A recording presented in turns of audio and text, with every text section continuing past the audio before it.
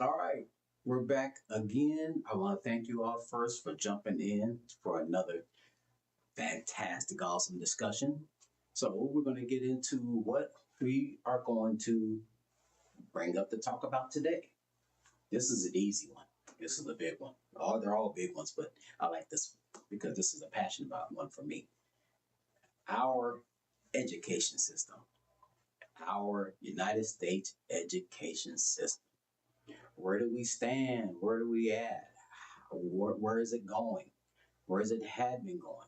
You know, in our education system here, we are not winning. But here's what we are doing. We're failing. We are completely failing. And there's a couple little things that, you got a 10-foot ladder. We went up maybe 2 steps on that ladder. That's not enough.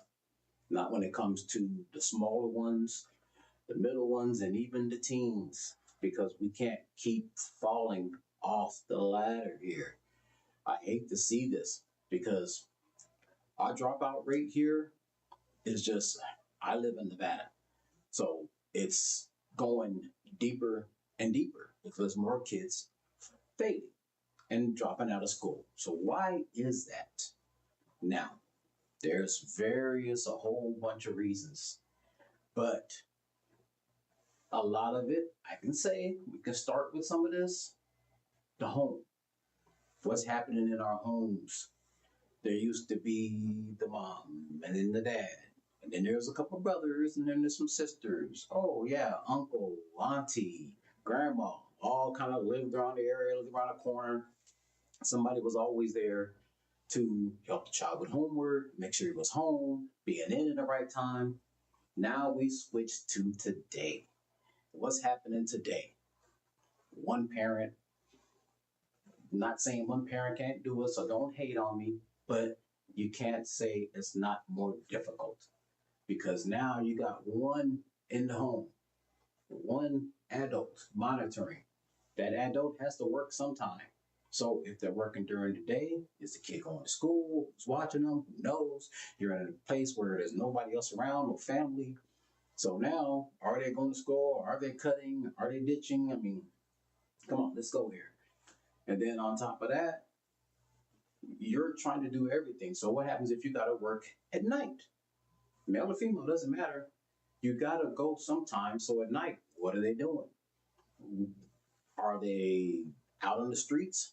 I see kids at 12, 1 o'clock at night when I'm trying to grab a burger, and they're between 14 and 16 years old hanging out on the street. Now, what the hell are you doing at that time of the night? Out. Where's the curfew? Where's the be in? Ain't nothing happening late on the streets except bad. Okay? So, we look here. I want to show you this right here. This right here. Take a look at that. Okay. Make sure I can get that in there close enough for you guys to take a look at that. 1 through 15 on the top high schools, countries that are doing very well with their high schools. Where in the fuck is the US? Can you see that on the bottom right there? You see that right there, what that says? Huh? Where are we? One of the top 3 richest countries in the world. And we are not on that list. Why? Because it seems like education is not a priority.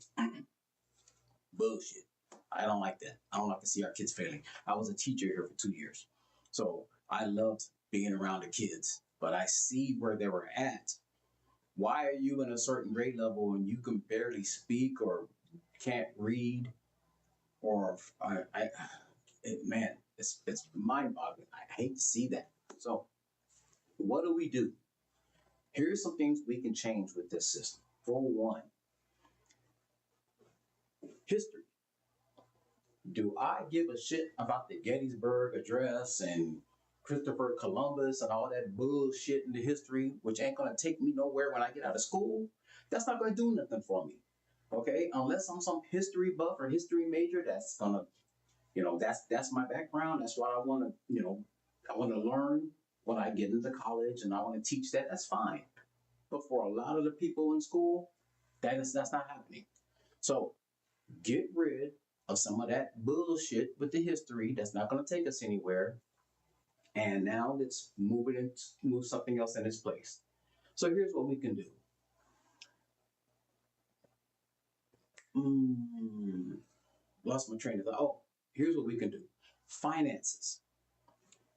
Put a finance curriculum into the high schools. So now, when and do it in their senior year, freshman, sophomore, that doesn't matter because they'll forget. But in their senior year, right before they graduate, when they're getting out of school, they're going to get a job, they need to learn some structure on how to take care of money and finance it. Because you see these athletes, they get a big contract.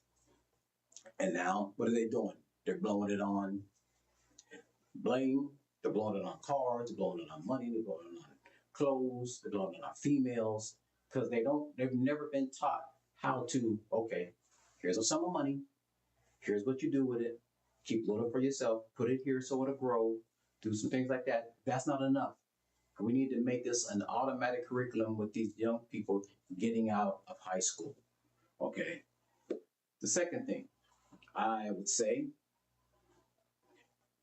kids are looking at getting some type of scholarship when they're in school, when they get out. Okay? So now, physical education is a big part of it. Sports, a lot of scholarships out there for sports. I'm talking about D1, D2, D3 schools.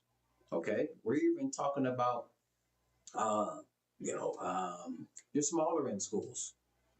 So with those out there, why don't you focus more on physical education, PE, in high school for kids to excel in some type of sport to get them up to that level where they can possibly get a scholarship? Because there's scholarships out there, of course, for if you're a brainiac, you're smart, you're a nerd, you got 4.0. Here comes Karen coming along, and she's, oh, I missed one on my test, so I got a 3.9, but I got to get it up to a 4.0 because I don't want to get a spanking when I get home. But my parents won't like that. No, no, no, no, no, no. There's no, she's like this until the whole school. Most of the kids in school are what? Let's be real about it. B grade, C grade, and a couple of D's. Oh, I got 1A in PE, cooking, economics. Come on. No. So we push this. So now we're going to help get these kids into scholarships. And if they can't do it by up here, do it by the body. Okay, but one or the other. But let's help them get these scholarships and start prepping them to learn how to apply and get scholarships. There's a crap load of money in this country with scholarships that's not going anywhere because nobody's not tapping into avenues and the adults aren't helping the kids to try to get it. So we need to push that more. Okay. Now, here's another course. This is not, look, but this is just me. That's why this is called, but this is just me. But that's just me. Okay. Social media. How many kids in high school are on social media? Everybody's got pretty much got a phone. Get your guarantee you 90% of kids in high school has either an IG, a TikTok, Facebook. Well, we can go from there. Snapchat. I don't care what it is, but there's some type of social media that you have on your phone. Have some kind of curriculum where everybody's got one. So we're going to show you the safeties, the do's and don'ts. You know what? If you're going to be on your phone, you might as well try to get some type of monetization for it. Try to make a little bit of money. You know, so we're going to teach you how to do that. What to watch out for, fake profiles, all these things. Don't get scammed. Don't get lured in. Just a little bit of class to help people go along the way because there's a lot of things that somebody might not know about social media. So why are there adults teaching? Because we are there to help guide you guys to a certain point in life, usually after high school. But do you think you just all of a sudden matured when you got out?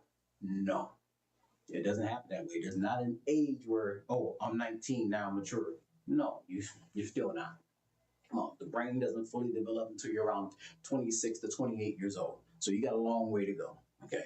So these are just some things that I think will help the school kind of catch up to the rest of the country. Uniforms. Every school, public, private, charter, I don't give a shit. Everybody needs to have uniforms because one, you're not going to get clowned, you're not going to get picked on about your clothes. You're just wearing them blue pants, them khaki shorts, and that white or blue shirt to school every day. So now it's uniformity. It looks good.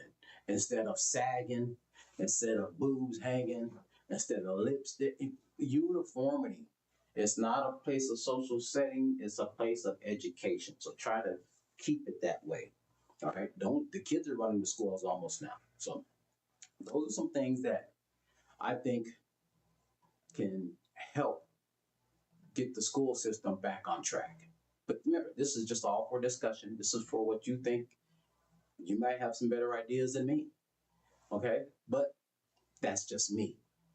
So yours are just you. So talk about it, be about it. It's open for discussion. All right.